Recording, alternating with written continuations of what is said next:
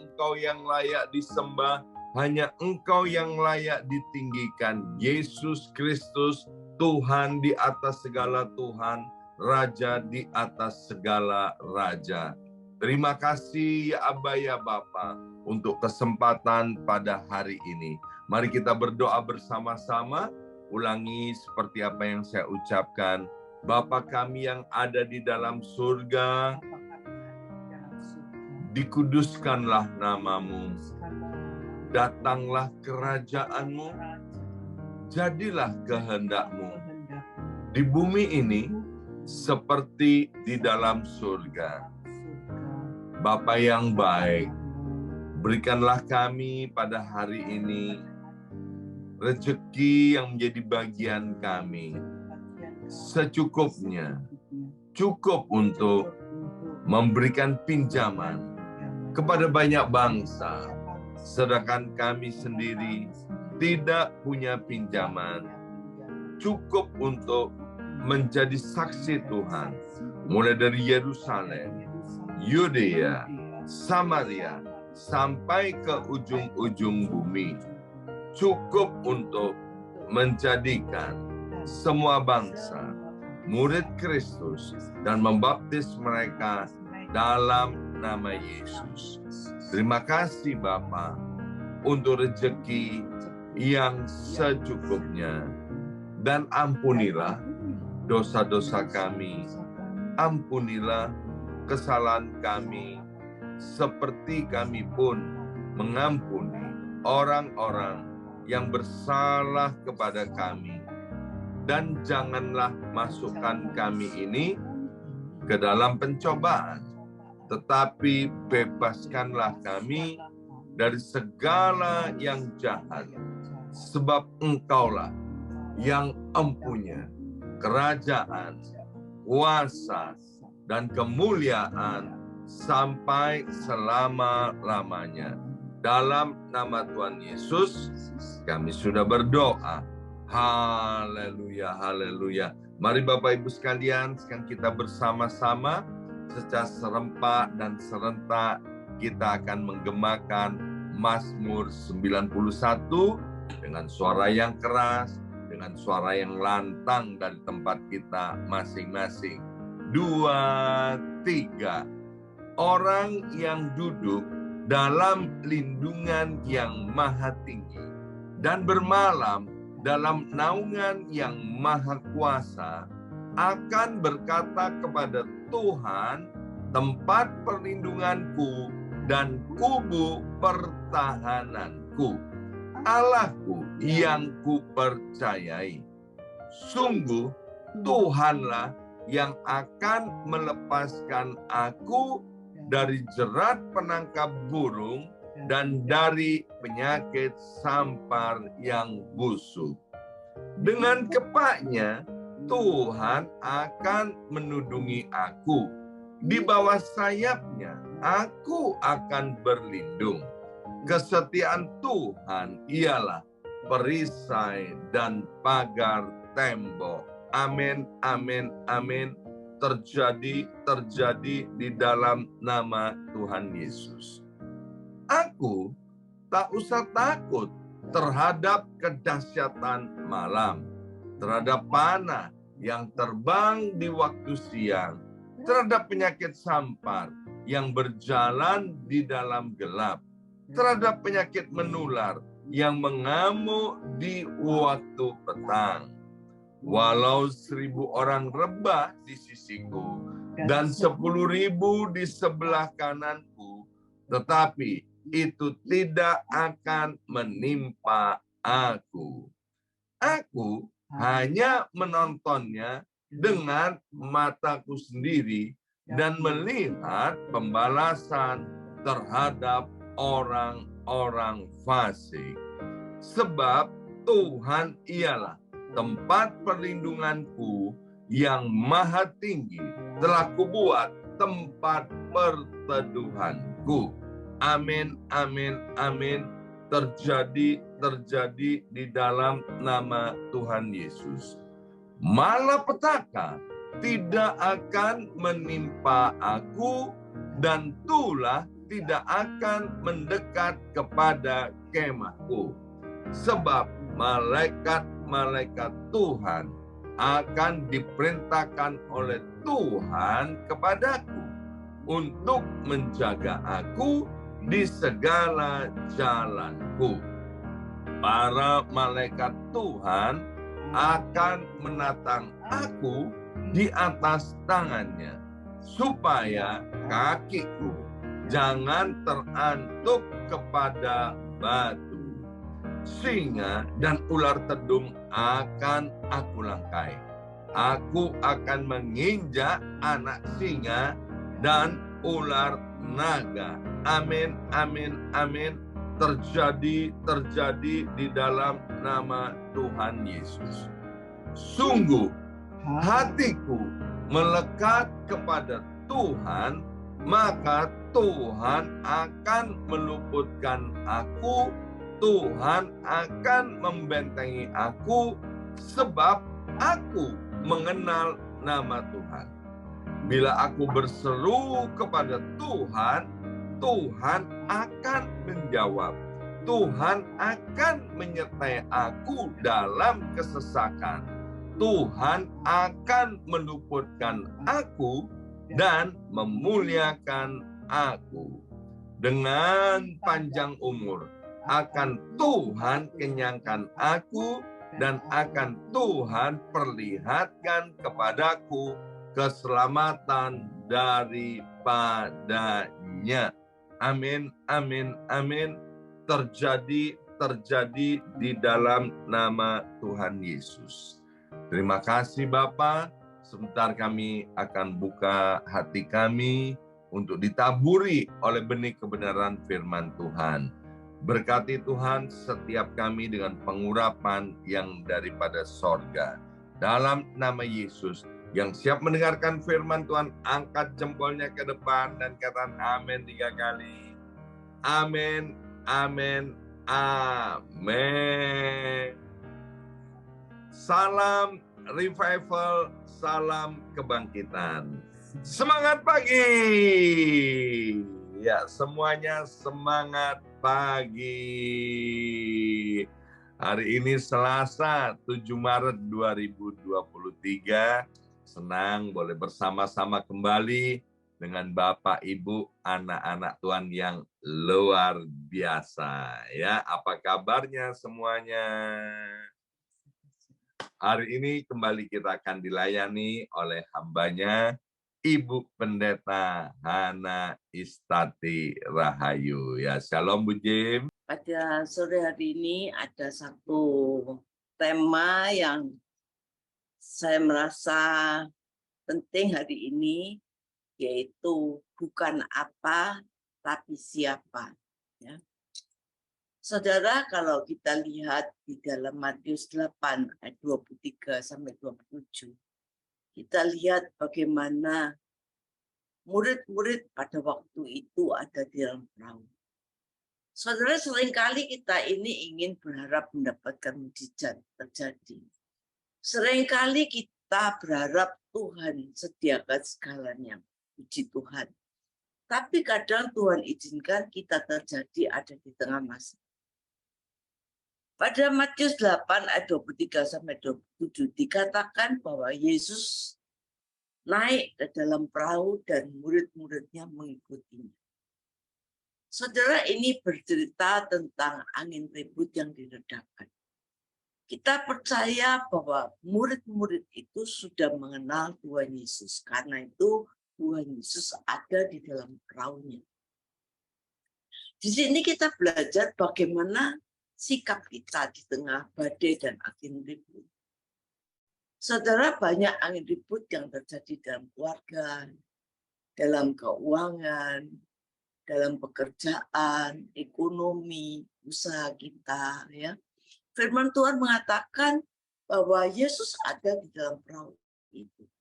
Begitu juga saya percaya bahwa kita semua mempunyai Yesus yang ada di dalam kehidupan kita. Seringkali kita berpikir kalau Yesus ada di dalam perahu kehidupan kita, keadaan kita ini selalu baik-baik saja.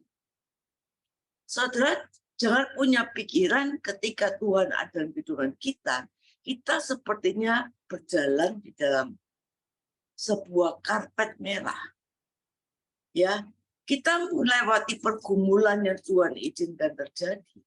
Itu untuk mengukur seberapa kuat iman kita. Saudara, kekuatan kita itu bukan waktu kita ada di tanah perjanjian seperti bangsa Israel. Tetapi justru kita mengukur kekuatan kita itu saat kita ada di padang gurun. Jadi kekuatan kita bukan saat kita diberkati Tuhan, ya seperti di tanah perjanjian, tapi justru waktu kita di padang gurun. Itu kita bisa menilai kekuatan kita ini sampai di mana. Ya, kekuatan iman kita ini sampai di mana. Sering kita berkata pada Tuhan, Tuhan tolong saya. Kenapa saya menghadapi semua ini? Kenapa saya menghadapi ini semua? Kan Tuhan menyertai kita. Karena mereka punya pikiran, kalau kita Tuhan menyertai kita, kita ini seperti seorang yang berjalan di sebuah karpet merah yang tidak ada rintangan. Saudara, sekali lagi, bahwa kekuatan kita bukan waktu kita di tanah perjanjian yang penuh dengan susu dan madu, seperti bangsa Israel waktu itu, waktu dia di padang gurun, mereka teriak-teriak pada Tuhan. Dia berkata, Musa, aku lapar. Musa, aku haus. Tapi waktu di tanah perjanjian yang penuh dengan susu madu, mereka semua lupa. Alkitab berkata, Yesus ada di dalam perahu, bukan di luar. Kalau kita terjemahkan bahwa artinya Tuhan itu ada di dalam perahu kehidupan kita. Yesus ada dalam kehidupan kita.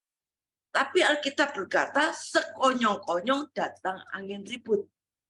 Sekonyong-konyong itu artinya tidak disangka-sangka. Tiba-tiba, ya, tidak bisa ditebak. Sekonyong-konyong. Tiba-tiba ada masalah. Ya. Bukan sekedar angin biasa, angin ribut. Saudara, angin itu berbicara tentang apa? Saudara, kalau perahu itu untuk berlayar itu butuh angin untuk mendorong perahu. Kita perlu angin untuk mendorong iman kita. Kita butuh angin untuk membuat kita dewasa. Tapi masalahnya, anginnya jadi angin ribut. Mungkin saat ini kita dalam keadaan ekonomi yang serba diterpa angin ribut. Mungkin saat ini kita sedang ditempa rumah tangga yang penuh dengan angin ribut. Kita saat ini ditempa dengan sakit penyakit yang berupa angin ribut. Keuangan sedang ribut, nggak karu-karuan, ya, yang membuat ribut di dalam hidup kita. Tetapi di dalam ayat 24, sekonyong-konyong dikatakan mengamuklah angin ribut itu di danau itu, sehingga perahu itu ditembus gelombang, tetapi Yesus tidur. Jadi katakan, tetapi Yesus tidur. Saudara, di dalam keadaan situasi seperti ini, itu respon kita itu menentukan setiap masalah kita. Ketika murid-muridnya bukan cuma ditempa masalah yang sehingga hampir tenggelam, tetapi dia melihat bahwa Yesus tidur. Kok bisa Yesus tidur? Berarti Yesus ada dalam segala kenyamanan dalam perahu. Yesus tidur. Saudara, kalau hidup kita tanpa masalah, tidak mungkin kita datang pada Tuhan. Saya percaya kalau banyak orang yang hidupnya tanpa masalah, maka mereka tidak akan datang pada Tuhan. Maka kadang-kadang masalah itu diizinkan supaya mengingatkan kita pada Tuhan. Seperti yang bangsa Israel yang saya katakan. Karena ada masalah, dia berteriak pada Tuhan. Itu yang terjadi dengan kita. Saudara, ketika kita diberkati, kita kadang-kadang lupa pada si pemberi berkat. Saudara, berkat itu cuma di tangan kita. Tetapi biarlah Yesus itu yang ada dalam hati kita. Dan hari itu murid-murid lagi bingung, takut, ya, kan angin ribut dan Yesus tidur. Saudara, penting, kenapa Yesus bisa tidur? Karena pada waktu keadaan aman, saudara, mereka tidak melibatkan Yesus. Tidak ada hubungan. Kalau di dalam kehidupan kita, hubungan kita dengan Tuhan itu nggak ada. Tidak mempunyai satu hubungan yang intim pribadi kita dengan Tuhan. Tidak ada doa-doa kita yang kita naikkan kepada Tuhan. Maka otomatis Yesus itu tidur. Yesus tidak bangun, Yesus tidur. Ada bersama kita, tapi tidur. Saudara, itu yang terjadi dalam kehidupan kita. Kadang-kadang kita memang Emmanuel, Tuhan beserta dengan kita. Tetapi kita tidak punya satu revival, kita tidak punya satu kebangunan. Sehingga akhirnya jelas Yesus tertidur. Saudara, kita kadang-kadang di dalam kehidupan kita menjadi takut, kita menjadi panik, ya. Kita khawatir, kita takut. Karena Yesus sedang tidur dalam kehidupan. Kalau Yesus ini kita bangun dalam hidup kita, Dia yang menjadi terutama dalam hidup kita. Yang kita kenal Dia dengan sungguh-sungguh. Maka kita tidak akan khawatir menghadapi sesuatu. Kita melihat seorang yang bernama Paulus. Paulus ini seorang murid Tuhan, di mana dulunya dia itu pembenci umat Kristen. Di mana dia bertemu dengan umat Kristen, dia bunuh. Tetapi ketika dia berjumpa dengan Tuhan secara pribadi, hidupnya berubah. Saudara, kita boleh berada di gereja, bertahun-tahun ke gereja. Tapi kalau kita tidak pernah berjumpa dengan Tuhan secara pribadi, saudara, kita tidak pernah mengalami apa-apa. Karena kekristenan itu, perjumpaan dengan Tuhan itu bukan ditandai dengan nangis-nangis, golong-golong, saudara. Tapi perjumpaan dengan Tuhan itu ditandai dengan adanya satu perubahan di dalam hidup kita. Kalau kita ke gereja tapi hidup kita tidak pernah berubah, saudara, artinya kita belum berjumpa dengan Tuhan sepenuhnya. Pada waktu Paulus berjumpa dengan Tuhan, dia sukses di dalam pelayanan. Dia yang menulis Alkitab itu begitu banyak di dalam Perjanjian Baru, setengah lebih dari itu semua tulisan dari Paulus. Dia sukses untuk membuat banyak orang bertobat. Dia sukses dalam pelayanannya. Dan di situ dia doanya, bukan dia minta berkat. Bukan Tuhan berkati aku, Tuhan tidak. Yang saya kagum, yang dipinta oleh Paulus dalam Filipi 3:10, yang ku kehendaki, yaitu mengenal Dia. Yang dia inginkan itu mengenal Kristus secara pribadi. Dia tidak minta apa-apa, saudara. Dia yang ku kehendaki mengenal Kristus secara pribadi. Saudara, dia tidak ingin Kristus itu tidur dalam kehidupannya. Tetapi dia mau bangkitkan. Apa cara yang tepat membangunkan Yesus? Masalah dengan angin ribut. Cara di mana saudara membangunkan Yesus, saudara harus membangunkan rohani saudara. Bangunkan rohani saudara. Membangun iman saudara. Membangun hubungan intim kepada Yesus. Bangunkan rohanimu yang mungkin sedang tertidur. Bangunkan mezbah doamu lagi. Bangunkan kembali imanmu. Maka dikatakan murid-muridnya datang membangunkan Yesus dan berkata, Tuhan, tolonglah kita binasa. Kalau tidak mengalami masalah, murid-murid ini tetap Yesusnya tidur walaupun satu perahu. Saudara, jangan sampai kita satu perahu dengan Yesus. Emmanuel, Tuhan beserta kita. Tapi Yesusnya tidur. Saudara. Ayo kita bangun, saudara. Kita adakan revival. Supaya kita mengalami kemenangan demi kemenangan. Saudara, ini penting. Tuhan, tolonglah. Saudara, murid-muridnya jujur ketidakmampuan. Saudara, Tuhan itu tidak suka dengan orang munafik. Ya, Tuhan tidak suka pakai orang yang pakai topeng. Jujur atas segala kelemahan saudara. Yang senantiasa butuh Tuhan dalam hidup kita. Saudara, kita bukan jadi orang yang sok kuat. Seperti Daud berkata, Tuhan selidiki hati. Apakah jalanku ini benar? Saudara, kita harus periksa hati ini. Bagaimana supaya Yesus itu tetap menjadi terutama di dalam hidup kita. Ada satu visi, ada satu arah tujuan yang benar di dalam hidup kita. Kalau kita berubah, bukan lagi kita yang hidup, tapi Kristus yang hidup di dalam kehidupan kita. Sehingga hidup kita menjadi berkat dan berbuah. Dikatakan bahwa ya berkata pada mereka ayat 26. Mengapa kamu takut? Yesus berkata, kamu yang kurang percaya. Lalu bangunlah Yesus, hardik angin dan danau itu, maka danau itu menjadi teduskan. Tuhan akan berkata kepada kita, kenapa kamu takut?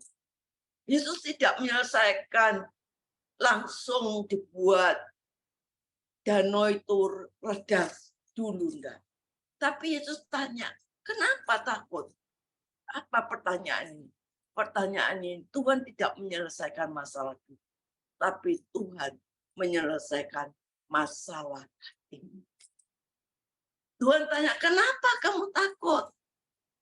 Soalnya Tuhan tidak menyelesaikan masalah, tidak langsung Tuhan meneduhkan badan. Tapi Tuhan tanya dulu, kenapa kamu takut? Karena Tuhan ingin menyelesaikan masalah hatimu. Karena hati murid-murid sedang ketakutan.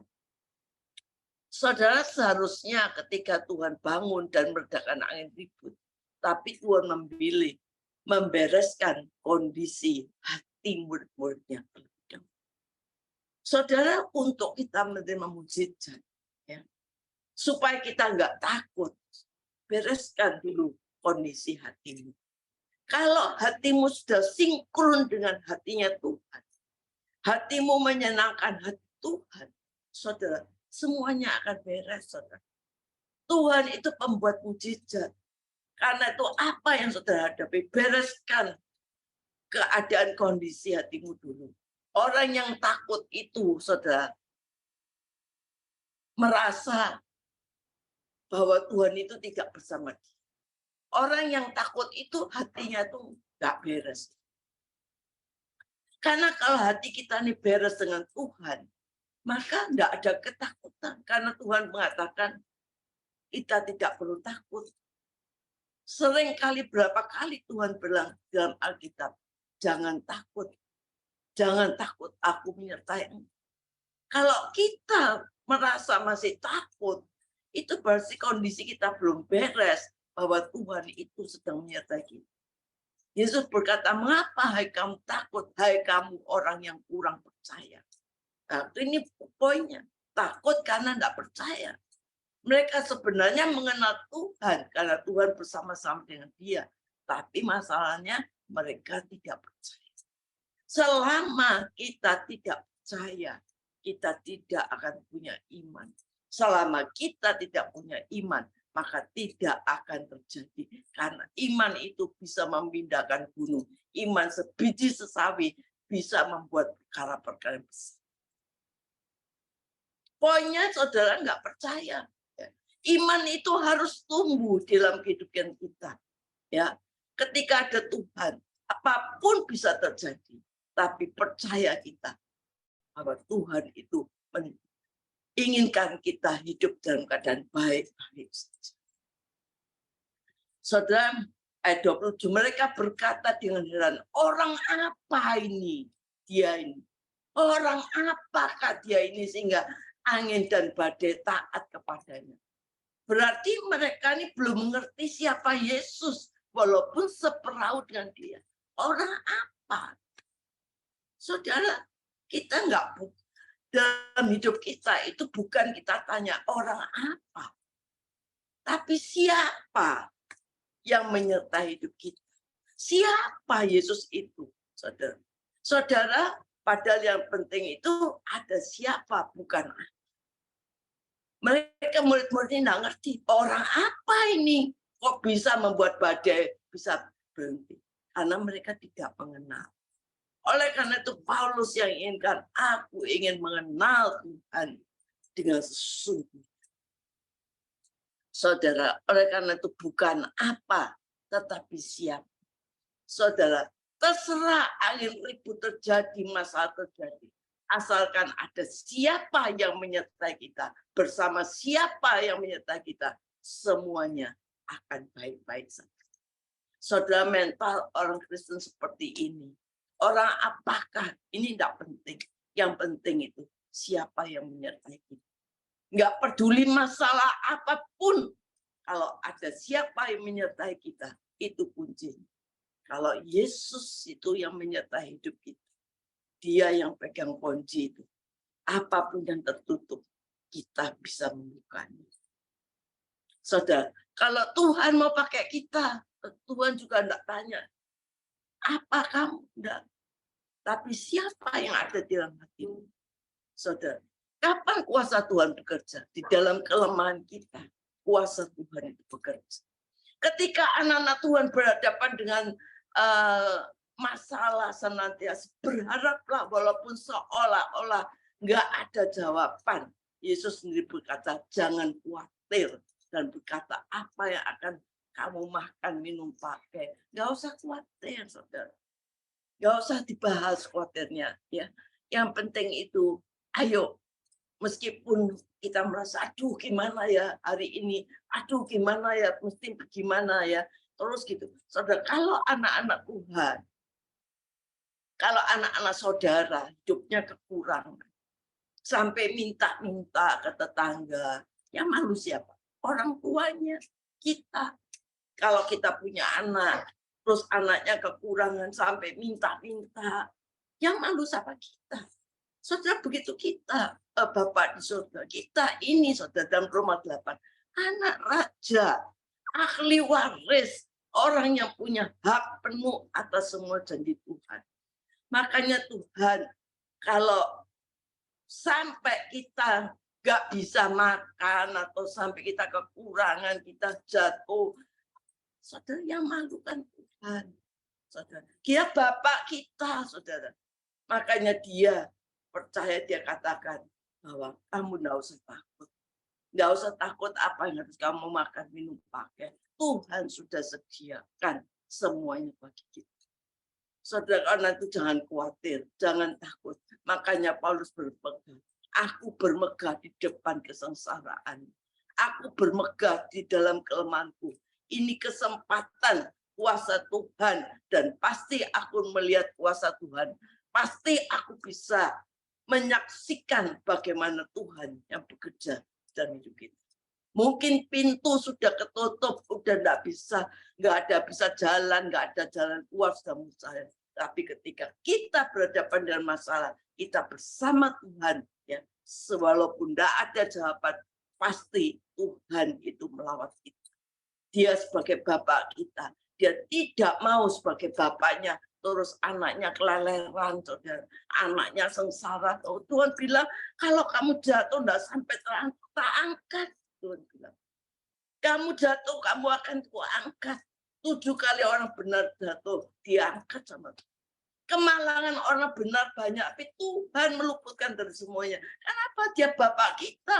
Kalau kita sampai jatuh bangun, kita sampai gelundung, kita sampai sadar, yang malu bapaknya. Gitu juga kita, kalau anak kita sampai jungkir balik, saudara, dilihat orang, yang malu orang tuanya. Juga gitu bapak kita. Bapak kita enggak mau kita dalam keadaan begitu. Tapi satu hal, biarlah dia tetap memimpin hidup kita. Seperahu dengan kita. dan tidak tidur, tapi dia bangun, terus pegang tangan kita, pegang langkah kaki kita, arahkan mata kita, mendengar suaranya, maka saya percaya revival dan kemenangan terjadi. Amin.